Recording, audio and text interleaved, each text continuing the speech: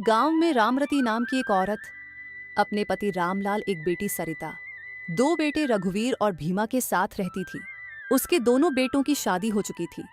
बड़ी बहू लाजो और छोटी बहू धनश्री व्यवहार से बहुत तेज थी। सरिता इस घर की इकलौती बेटी थी, इसलिए उसके माता पिता और दोनों भाई उससे बहुत प्यार करते थे। घर में उसकी हर बात को महत्व दिया जाता था और सब उसे आंखों का तारा मानते थे। लेकिन कुछ समय बाद रामरती और रामलाल दोनों ही इस दुनिया से चल बसे। उनके जाने के बाद धीरे धीरे घर का माहौल बदलने लगा। सुबह सुबह गांव का मुंशी सरिता के घर आया। उसने बड़े भाई को बुलाया और कहा, अरे रघुवीर बेटा, अब तुम्हारे पिताजी इस दुनिया में नहीं रहे। खेती बाड़ी और जो भी जमीन जायदाद है उसे तुम दोनों भाई आपस में बांट लो, नहीं तो आगे चलकर तुम्हारे बीच झगड़े और फसाद हो सकते हैं। मुंशी की बात सुनकर रघुवीर सोच में पड़ गया। हाँ मुंशी चाचा, मुझे भी लग रहा है अब समय आ गया है। हम दोनों भाइयों को बंटवारा कर लेना चाहिए। थोड़ी देर बाद वह अपने छोटे भाई के पास गया। भीमा, अब हमें बंटवारा कर लेना चाहिए। अब तो हमारे माँ पिताजी भी नहीं रहे। हमें सारे जमीन खेत सब आपस में बांट लेने चाहिए। धनश्री भैया कह रहे हैं कि अब बंटवारा कर लेना चाहिए। तुम क्या कहती हो? ठीक है, मुझे कोई आपत्ति नहीं है। हम इसके लिए तैयार हैं। बस हमें भी सारी चीजों में बराबर का हिस्सा चाहिए। हाँ, बंटवारा अब हो जाना चाहिए ताकि आगे चल के हमारे बीच झगड़े फसाद ना हो।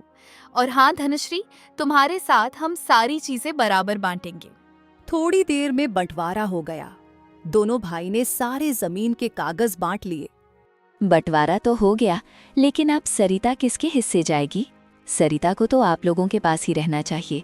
आप बड़े हैं, बहन की जिम्मेदारी उठाना आपका फर्ज बनता है। जब तुम लोग हिस्सा बराबर लेकर बैठे हो तो हम अकेले सरिता का खर्चा क्यों उठाएं? अब हम इसे आधा आधा रखेंगे। एक वक्त का खाना तुम देना, एक वक्त का मैं दूंगी। हाँ ठीक है, दिन का खाना सरिता आपके पास खाएगी और रात का खाना मेरे पास। ऐसे ही हम इसे आधा आधा रख लेते हैं। सरिता सब कुछ चुपचाप सुनती रही। सब तय हो जाने के बाद सरिता चुपचाप अपने कमरे में चली जाती है। कमरे की दीवार पर टंगी अपने माँ पिताजी की फोटो को देखते ही उसकी आंखें भर आती हैं और वह बीते हुए दिनों को याद करने लगती है। सरिता हमारी इकलौती बेटी है। इसकी शादी हम एकदम बड़े घर में पूरे धूमधाम से करेंगे। हाँ बाबूजी, हमारी बहन की शादी में हम पूरे गांव को स्वादिष्ट खाना खिलाएंगे और ढोल नगाड़ों के साथ ऐसी शादी करेंगे कि पूरा गांव याद रखेगा। हम अपनी बहन को सारी खुशियां देंगे, कोई कमी नहीं रखेंगे। माँ पिताजी, आपके जाने के बाद ये सब क्या हो गया? जो भाई पहले मेरी शादी में पूरे गांव को खाना खिलाने की बात करते थे, आज वही मेरे खाने का वक्त बांट रहे हैं। कोई कहता है सुबह यहाँ खाना मिलेगा तो कोई कहता है रात वहाँ। उसी दिन रात को बड़ी भाभी लाजो और छोटी भाभी धनिया बैठक में बैठी बातें कर रही थी। अरे धनश्री, बंटवारा होने से हमारा फायदा हो गया। अब हमें आराम मिलेगा। हम सरिता को मुफ्त का खाना थोड़ी ना खिलाएंगे। अगर खाना चाहिए तो काम भी करना पड़ेगा। हाँ बिल्कुल दीदी, आपने सही कहा। अब हम पूरा दिन आराम करेंगे और अपने सारे काम इससे कराएंगे। चलो, बंटवारे का कुछ फायदा हमें भी हुआ। कम से कम आराम तो मिलेगा अब। अगली सुबह लाजो ने सरिता को आवाज दी। सरिता, क्या तुझे सुनाई नहीं देता? ये सारे बर्तन ले जा, नदी किनारे बैठकर अच्छे से धोकर लेकर आना। अरे सरिता, रुक रुक, मेरे भी सारे कपड़े ले जा और ध्यान रखना अच्छे से धोकर लाना। मुझे साफ कपड़े पहनना पसंद है। दोनों भाभियों ने मिलकर कपड़ों का बड़ा सा ढेर सरिता के हाथों में दे दिया। सरिता चुपचाप वह ढेर उठाकर नदी की ओर चली गई। थोड़ी दूर पर खड़ा एक बूढ़ा आदमी, जो सरिता के पिताजी का पुराना दोस्त था, यह सब देख रहा था। हाय रे बेचारी सरिता, इन लोगों ने इसका क्या हाल कर दिया। जब इसके माँ पिता जिंदा थे तब इसे राजकुमारी की तरह नाजों से पाला जाता था। अब इसकी जिंदगी तभी ठीक हो सकती है जब इसकी शादी हो जाए और यह इस घर से चली जाए। वही बूढ़ा उसी समय सरिता के घर गया। उस समय रघुवीर, भीमा, लाजो और धनश्री सब आंगन में बैठे हुए थे। अरे रघुवीर, भीमा, अब सरिता की शादी की उम्र हो चुकी है। उसे ज्यादा दिन ऐसे रखना ठीक नहीं है। तुम्हारे पिताजी मेरे खास दोस्त थे, इसलिए मेरी राय है कि तुम लोग उसकी शादी किसी अच्छे घर में करा दो। हाँ, आप बात तो सही कह रहे हो। अब सरिता की शादी करवा देनी चाहिए। आखिर कब तक उसे घर में बैठा के रखेंगे? हाँ भैया, अब यही ठीक रहेगा। आखिर बाबूजी भी यही चाहते थे कि सरिता की शादी किसी बड़े घर में करवाएं। अगर शादी अच्छे घर में करनी है तो खर्चा भी अच्छा ही आएगा, पैसा भी ठीक ठाक लगाना पड़ेगा। तुम बोलो, क्या तुम खर्च का बराबर हिस्सा देने को तैयार हो? अरे बराबर क्यों, आप बड़े हैं तो खर्चे का ज्यादा हिस्सा आप दीजिए। आप हमारे बड़े भाई हैं, आपकी जिम्मेदारी ज्यादा बनती है। ऐसा क्यों? जब हिस्सा बराबर लिया है तो शादी का खर्चा भी बराबर ही होना चाहिए। मैं अकेला सारा खर्चा नहीं उठाऊंगा। अगर शादी धूमधाम से करनी है तो दोनों को बराबर देना पड़ेगा। बूढ़ा आदमी समझ गया कि सरिता की शादी भी अब पैसों की बहस में उलझने वाली है। वह चुपचाप वहां से चल गया। दोनों भाइयों की आपस में बहस चल ही रही थी कि तभी उनकी बीवियां भी बोल पड़ी। अरे आप दोनों आपस में क्यों बहस कर रहे हो? देखो, अगर किसी अमीर घर में शादी करोगे तो खर्चा भी उसी हिसाब से लगेगा। सोना, चांदी, कपड़े और सारा सामान देना पड़ेगा। और अगर किसी गरीब से शादी करोगे तो खर्चा भी बहुत कम हो जाएगा। इसलिए जाओ और अपनी बहन के लिए गरीब लड़का देखो। मेरे पास एक उपाय है। रास्ते में जो पहला गरीब लड़का मिले उसी से सरिता का रिश्ता पक्का करके आ जाना। हाँ, धनश्री बिल्कुल सही कह रही है। आपस में पैसों का बहस करने से कोई फायदा नहीं है। इसीलिए जाओ और अपनी बहन की शादी किसी गरीब से तय करके आओ। दोनों भाइयों ने एक दूसरे की तरफ देखा और बिना ज्यादा कुछ सोचे घर से बाहर निकल पड़े। थोड़ी दूर जाने पर उन्हें एक गरीब बूढ़ी औरत दिखी। वह दवा की दुकान के बाहर खड़े होकर बातें कर रही थी। रघुवीर और भीमा वहीं खड़े होकर उसकी बातें सुनने लगे। बहन जी, आपके बेटे की तबीयत कैसी है? क्या अब उसने चलना शुरू किया? नहीं बहन, 2 साल हो गए। मेरे बेटे के साथ जो घटना घटी थी उसके बाद वो बिल्कुल चल फिर नहीं सकता। उसकी शादी की उम्र भी निकलती जा रही है। अब घर चलाना भी मुश्किल हो गया है। अरे भीमा, वो देखो, वो लड़का ना चल सकता है ना कोई काम कर सकता है। इससे हम सरिता से शादी की बात करें क्या? हाँ भैया, और अगर इसी से सरिता की शादी कर देंगे तो खर्चा भी बहुत कम पड़ेगा। हमें ज्यादा पैसा भी नहीं देना होगा। आखिर हमें भी अपने भविष्य के लिए बचत तो करनी होगी। माँ जी, क्या आपके बेटे की शादी हो चुकी है? क्या आप लोग कहाँ रहते हैं? नहीं बेटा, अभी इसकी शादी नहीं हुई है। हम इसी गांव में मंदिर के पीछे वाली गली में रहते हैं। माँ जी, हमें आपके घर ले चलिए, हम आपके बेटे की मदद करेंगे। मदद का नाम सुनते ही बूढ़ी औरत तुरंत तैयार हो गई और रघुवीर और भीमा को अपने घर ले गई। घर के अंदर एक बीमार लड़का खाट पर बैठा हुआ था। तुम्हारा नाम क्या है? मेरा नाम सोमेश है। तुम हमारी बहन से शादी कर लो। मेरी बहन बहुत सुंदर, सुशील और संस्कारी है। आप लोग अच्छे घर के लगते हो और मैं ना चल सकता हूँ ना कोई काम कर सकता हूँ। मैं आपकी बहन से शादी नहीं कर सकता। मेरी वजह से उसकी पूरी जिंदगी खराब हो जाएगी। अरे तुम चिंता मत करो, हमें तुम्हारे गरीबी और तुम्हारी इस हालत से कोई फर्क नहीं पड़ता। मेरी बहन बहुत होनहार है, वो काम करके तुम्हें भी कमा के खिला लेगी। तुम्हें बस शादी करनी है। लड़के की माँ ने मन ही मन सोचा, यह लोग इतना कह रहे हैं शादी करने के लिए, तो मुझे हाँ कर देना चाहिए। वैसे भी मेरे बेटे की यह हालत देखकर उससे कोई शादी करता नहीं। इस लड़की से शादी करके मेरे बेटे जिंदगी भी संवर जाएगी। अगर आप लोग इतना कह रहे हैं तो हमें कोई आपत्ति नहीं है। मैं आपकी बहन की शादी अपने बेटे से करवा दूंगी। दोनों भाइयों ने वहीं रिश्ता पक्का कर लिया और खुश होते हुए घर लौट आए, बिना यह सोचे कि इस फैसले का असर सरिता की जिंदगी पर क्या पड़ेगा। लड़का मिल गया है, अब जल्दी से सरिता की शादी करवा देंगे और उसे विदा कर देंगे। सरिता को ये नहीं बताना कि वो लड़का चल नहीं सकता। उसे बिल्कुल भी पता नहीं चलना चाहिए कि उसकी शादी ऐसे लड़के से हो रही है। क्या वो चल नहीं सकता? आप दोनों किससे रिश्ता तय करके आ गए? अरे ये क्या कर दिया आप लोगों ने? लेकिन एक बात है, अब हमारी जेब से पैसे तो नहीं खर्च होंगे।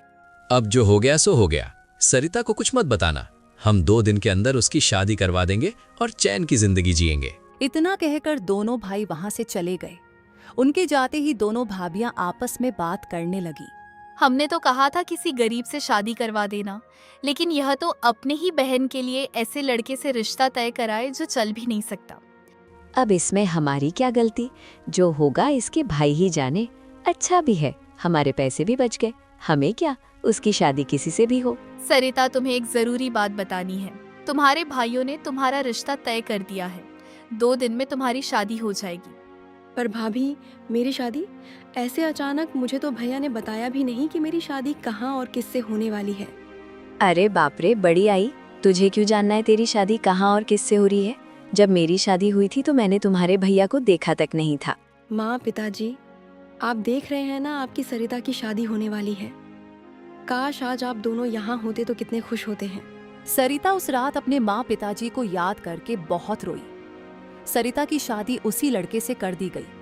सरिता को जरा भी अंदाजा नहीं था कि उसका पति चल फिर नहीं सकता। शादी के बाद सरिता ससुराल पहुंची। सरिता की नजर अपने पति पर पड़ी और उसी पल उसे सच्चाई पता चल गई कि वह चल नहीं सकता। बेटी, स्वागत है तुम्हारा। अब ये घर तुम्हारा ही है। तुमने मेरे बेटे से शादी करके हमारे ऊपर बहुत बड़ा उपकार किया है। तुम आज से हमारे घर की लक्ष्मी हो। भाभी, आप बहुत अच्छी हैं। आपको पता है, हम शादी के मंडप तक बहुत मुश्किल से भैया को ले गए थे। सरिता चुपचाप अपने कमरे में चली गई और फूट फूट कर रोने लगी। हे भगवान, ये क्या हो गया मेरे साथ? मेरे भाइयों ने मेरी शादी एक ऐसे इंसान से कर दी जो ना चल सकता है, ना कुछ काम कर सकता है। और तो किसी ने भी मुझे बताया तक नहीं मेरी शादी किससे हो रही है। रोते रोते उसने अपने मायके से लाया सामान खोलना शुरू किया। पहले उसने मिठाई का डिब्बा खोला। उसमें बांसी टूटे फूटे मिठाई के टुकड़े थे। एक भी ढंग की मिठाई नहीं थी। फिर उसने कपड़ों का बैग खोला। उसमें उसकी दोनों भाभियों की फटी पुरानी घिसी हुई साड़ियां थी। ये सब अपनी सास और अपने पति को कैसे दिखाऊंगी? वो लोग क्या सोचेंगे कि मेरे भाई भाभी इतने अमीर होकर भी मुझे ये सब देकर भेजे हैं। उसी समय सरिता का पति सोमेश कमरे में आया। सरिता ने अपने मायके का सारा सामान शर्म से चादर से ढक दिया। सरिता, तुम बहुत अच्छी इंसान हो, तभी तुमने मुझसे शादी की। मैं तुम्हें कुछ बताना चाहता हूँ। 2 साल पहले खेत में काम करते वक्त मेरे पैर में कुल्हाड़ी लग गई थी। तभी से मैं चल नहीं सकता। लेकिन मैं पूरी कोशिश करूंगा कि मैं जल्द से जल्द ठीक हो जाऊं और फिर से पैसे कमाने लगूं। मैं तुम्हारा और मेरी माँ बहन का पूरा ख्याल रखूंगा। सोमेश की बातें सुन सरिता का दिल पिघल गया। सोमेश जी, मुझे पूरा विश्वास है आप जल्दी ही ठीक हो जाएंगे। आप बिल्कुल भी चिंता मत करिए। कुछ देर बाद सरिता की सास ने कहा, सरिता बेटी, हमारे घर के थोड़ी ही दूर में एक बहुत मान्यता वाला मंदिर है। तुम वहां जाकर भगवान का आशीर्वाद लेकर आओ। तुम्हारी नई नई शादी हुई है, तुम्हें वहां जरूर जाना चाहिए। कहते हैं अगर वहां कोई सच्चे दिल से मन्नत मांगे तो उसकी मन्नत जरूर पूरी होती है। सोमेश की हालत तो तुम देख ही रही हो, इसीलिए तुम्हें अकेले ही वहां जाना पड़ेगा। ठीक है माँ जी, मेरा भी मंदिर जाने का बहुत मन था। मैं आज ही मंदिर जाऊंगी। सरिता किसी को अपना दुख नहीं दिखाया, सीधे मंदिर चली गई। मंदिर में जाकर सरिता ने पूजा करी। फिर वह भगवान के सामने फूट फूट कर रो पड़ी। हे भगवान, मैंने कभी किसी के साथ बुरा नहीं किया। मुझे बिना कुछ बताए मेरे भाइयों ने मेरी शादी ऐसे इंसान से कर दी जो चल नहीं सकता। फिर भी मैं उन्हें अपना भाग्य मानकर मान चुकी हूँ, क्योंकि उनकी बातें सुनकर मुझे पता चल गया कि वो बहुत अच्छे और सच्चे इंसान हैं। मेरे भाई भाभी ने मुझे बासी मिठाई और फटे कपड़े देकर भेजा है। मैं किस मुंह से यह सब अपने ससुराल वालों को दिखाऊं? मुझे इन कपड़ों गहनों का कोई लालच नहीं है। बस आप मेरे पति को बिल्कुल ठीक कर दीजिए। सरिता जैसे ही भगवान के सामने अपने सारे दुख बता के जाने लगी, तभी पीछे से एक तेज रोशनी आई, मानो भगवान ने उसकी पुकार सुन ली हो। चलो मैं सबसे पहले साफ सफाई कर देती हूँ। ये बासी मिठाई मैं अपने पति और सास ननद को तो खिला नहीं सकती, इसीलिए मैं इसे फेंक देती हूँ। अगर यह सब किसी ने देख लिया तो मेरे भाई भाभी के बारे में क्या सोचेंगे। जैसे ही सरिता ने सामान पर से चादर हटाई, मिठाई का डिब्बा नोटों की गड्डियों से भरा हुआ था और फटी पुरानी साड़ियां अब सुंदर नए और कीमती कपड़ों में बदल चुकी थी। सरिता यह सब देखकर दंग रह गई। ये मिठाई के डिब्बे में इतने सारे पैसे कहाँ से आए और वो सब फटी पुरानी साड़ी इतनी नई और सुंदर कैसे हो गई? ये चमत्कार कैसे हो गया? तभी उसकी सास और ननद कमरे में आ गई। अरे वाह भाभी, आपके मायके वालों ने कितनी सुंदर सुंदर उपहार दिए हैं। सरिता को समझ आ गया कि भगवान ने उसकी सच्चाई और उसके भरोसे की लाज रख ली है। उसने किसी को कुछ नहीं बताया। सास और पति यही समझते रहे कि उसके मायके वालों ने ही यह सब दिया है। सरिता ने उसी पैसों से अपने पति का इलाज करवाया। सरिता सोमेश का पूरी तरह से ख्याल रखने लगे। उधर सरिता के भैया भाभी ऐश की जिंदगी जी रहे थे। किसी को एक भी बार सरिता की याद तक नहीं आई। और इधर भगवान की कृपा से सरिता का पति धीरे धीरे ठीक होने लगा और एक दिन पूरी तरह स्वस्थ हो गया। सरिता, तुमने मेरे लिए इतना कुछ किया, मैं पूरी जिंदगी तुम्हारा साथ निभाऊंगा। आज तुम्हारे कारण ही मैं अपने पैरों पर खड़ा हूँ। बहू, तू सच में लक्ष्मी बनकर हमारे घर आई है। तेरे आने से सब ठीक हो गया। सोमेश, मेरा बच्चा, अब समय आ गया है। तेरे बाबूजी का खेत अब तुझे ही संभालना है। जा मेरा बच्चा, खूब तरक्की कर। सोमेश पूरी जी जान लगाकर मेहनत करने लगा और खूब पैसे कमाने लगा। धीरे धीरे उनकी हालत बदलने लगी और देखते ही देखते 6 महीने बीत चुके थे। एक दिन उन्होंने एक बड़ा और सुंदर घर बनवा लिया। हे भगवान, आपने मेरा सब दुख हर लिया। आपका बहुत बहुत धन्यवाद। बिटिया सरिता, सच कहूं तो जब तू इस घर में आई थी तब हमारे पास कुछ भी नहीं था। ना पैसा, ना सहारा, ना उम्मीद। मेरा बेटा बिस्तर से उठ नहीं पाता था। मैं हर रोज भगवान से रो रो कर प्रार्थना करती थी कि कोई चमत्कार हो जाए, और तेरे आने से आखिर ये चमत्कार हो गया।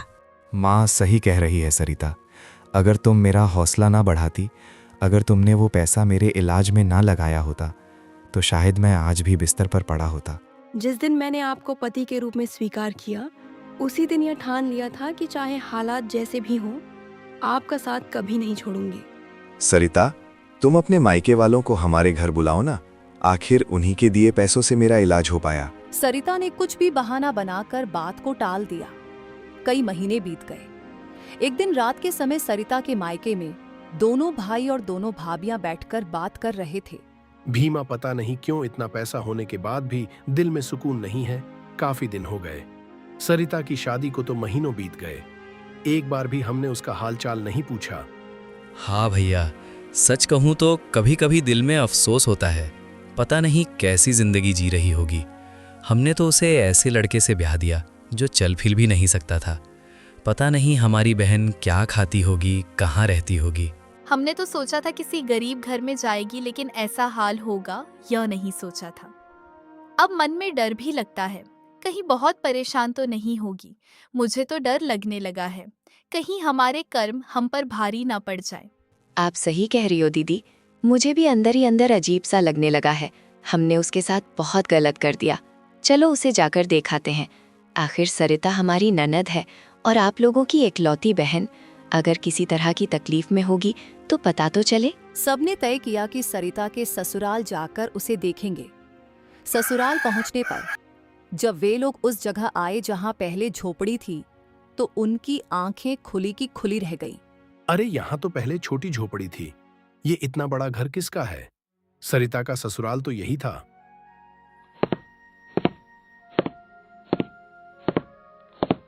भाई साहब, यहाँ कुछ महीने पहले हमारी बहन सरिता की शादी हुई थी। उसका घर कहाँ है? अरे भाई साहब, आपको नहीं पता क्या? यही तो आपकी बहन का घर है। सरिता के आने के बाद सब कुछ बदल गया। वो लड़का सोमेश जो चल नहीं पाता था, आज बिल्कुल ठीक है और खूब पैसे कमाने लगा है। ये घर, ये सब कुछ आपकी बहन का है। ये सुनते ही सरिता के भाइयों और भाभियों के चेहरे पर शर्म और हैरानी दोनों थी। वे सब तुरंत ही घर के अंदर चले गए। जैसे ही वे घर के अंदर जाते हैं, सरिता उन्हें देखकर रोने लगती है। भैया भाभी, आप लोग यहाँ इतने दिनों बाद आपको आपकी बहन की याद कैसे आ गई? मुझे तो लगा आप भूल गए हैं कि आपकी एक सगी बहन भी है। आप सभी को प्रणाम। आइए अंदर आइए, आपका स्वागत है। प्रणाम भैया जी, भाभी जी, आपका स्वागत है।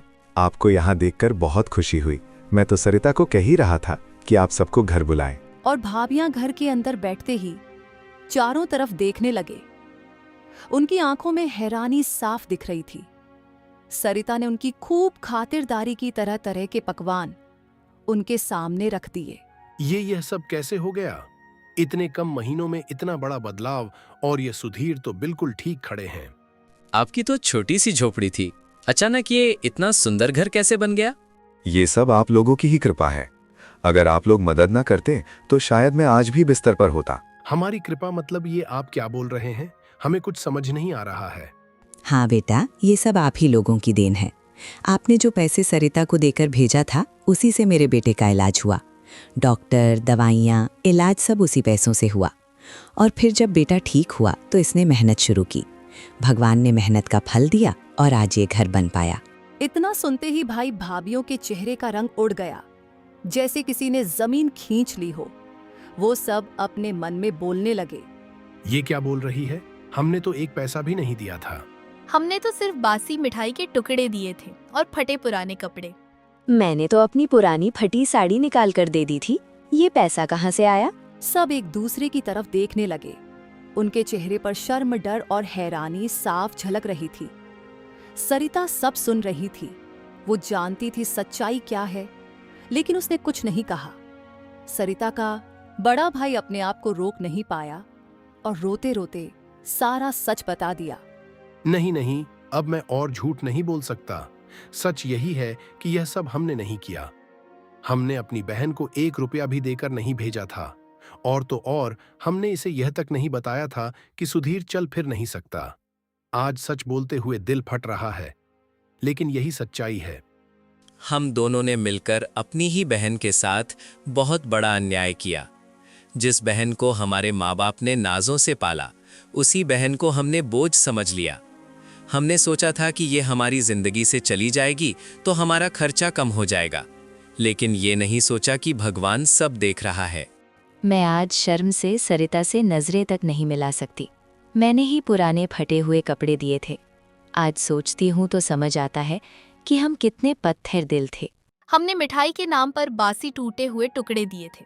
हमें लगा था कि किसी को क्या पता चलेगा, लेकिन भगवान ने सब देख लिया। हे भगवान, तो फिर ये सब धन, ये अच्छे कपड़े, मेरे बेटे का इलाज के पैसे, ये सब कहाँ से आया? अगर मायके से नहीं आया तो ये चमत्कार कैसे हुआ? बेटी, तू सच में लक्ष्मी का रूप है। तू हमारे घर आई और हमारी किस्मत बदल गई। सरिता, आज सच बताओ। अब कोई डर नहीं, कोई मजबूरी नहीं। अगर तुमने सच छुपाया है तो वो भी किसी बड़ी वजह से ही होगा। जब मैं इस घर में आई थी और मुझे पता चला कि मेरे पति चल फिर नहीं सकते, और फिर देखा कि मेरे भाई भाभी ने मुझे बसी मिठाई और फटे पुराने कपड़े दिए हैं, तो मेरा दिल पूरी तरह टूट गया था। मैंने किसी से शिकायत नहीं की, ना अपनी सास से, ना अपने पति से। माँ जी ने मुझे वो मान्यता वाला मंदिर जाने भेजा तो मैं मंदिर चली गई। भगवान के सामने बैठकर मैं बहुत देर तक रोती रही। मैंने भगवान को सब कुछ सच सच बता दिया। फिर मैं घर लौटी और जब अपने कमरे में सामान खोला तो मेरी आंखें खुली की खुली रह गई। वो फटे कपड़े सुंदर नए वस्त्र बन चुके थे और मिठाई का डिब्बा नोटों से भरा हुआ था। मुझे उसी पल समझ आ गया कि यह सब भगवान का आशीर्वाद है। लेकिन मैंने सोचा, अगर मैं सच बता दूंगी तो मेरे भाइयों की इज्जत मिट्टी में मिल जाएगी। इसीलिए मैंने कहा कि यह सब मायके से आया है।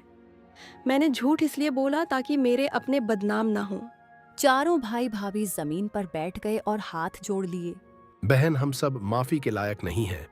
तूने हमारे लिए भगवान का दिया हुआ भी हमारे नाम कर दिया। आज समझ आया कि सच्चा रिश्ता क्या होता है।